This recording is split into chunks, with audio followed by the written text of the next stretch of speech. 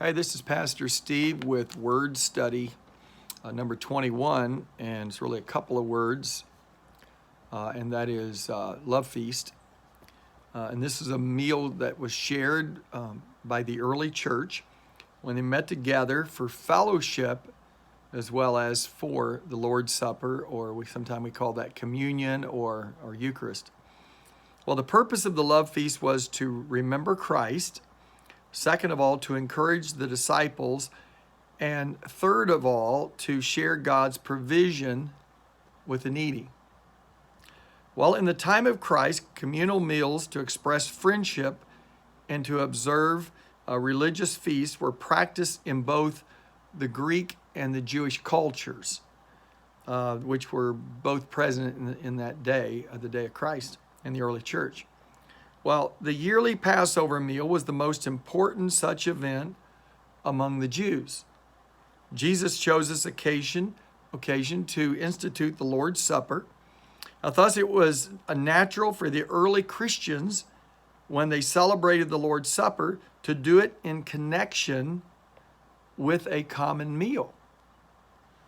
Well, the breaking of bread, which the very first disciples did daily, most likely refers to this dual experience of common meal and the Lord's Supper.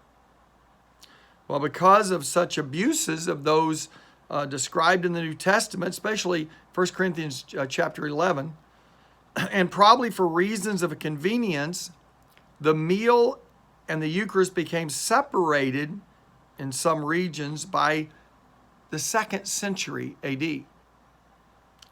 Well, the meal known as the Love Feast, the agape is another term for that, and even the Lord's Supper continued for several centuries.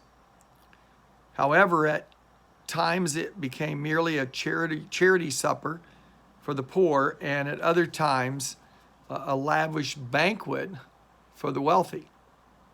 Well, after much controversy in the church, it was finally abolished at the end of the 2nd century. A few Christian groups, however, still observe the agape. Well, in our church today and in most of Christianity, we do have the communion, Eucharist, or the Lord's Supper observed. And this is a time when we remember what the Lord has done for us. We really celebrate salvation that was a result of what He did for us. But the Love Feast, we don't mix that with communion. But if you've been around church very long, you know that Christians love to gather and eat together and have suppers and banquets and meals. And it is a wonderful time to build the fellowship and a wonderful time to get to know one another. Oh, God bless.